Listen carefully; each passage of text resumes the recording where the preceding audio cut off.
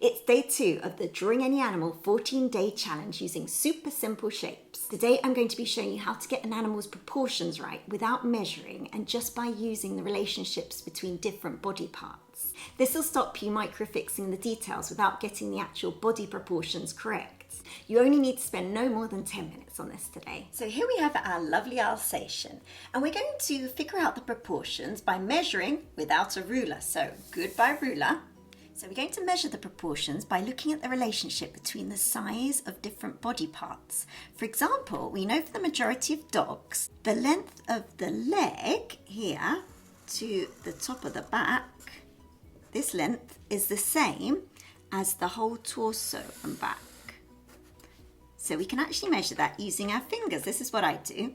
So I just do a rough estimate and then I'll just turn my hand, and as you can see, it's the same size. Now I've also noticed for this particular dog, that same size as from the tip of the head to down here.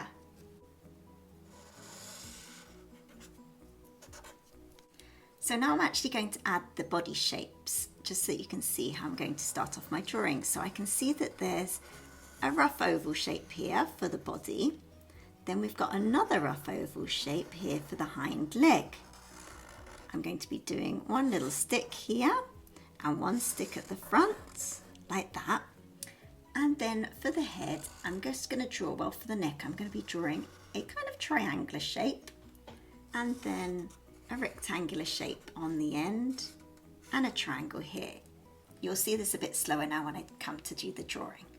So I've got to remember to keep the proportions correct. So let's draw the torso area. So this was a big oval shape.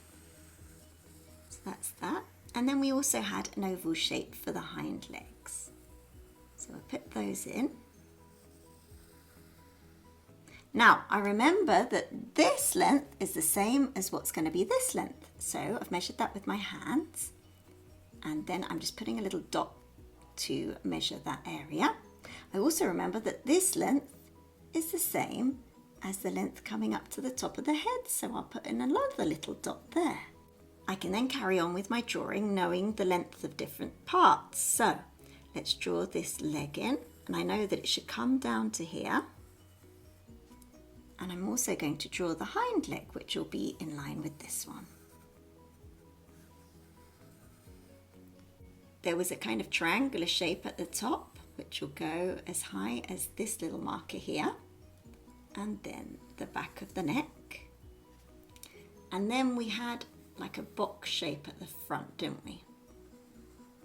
So that's like that. And then 2 triangles for the ears.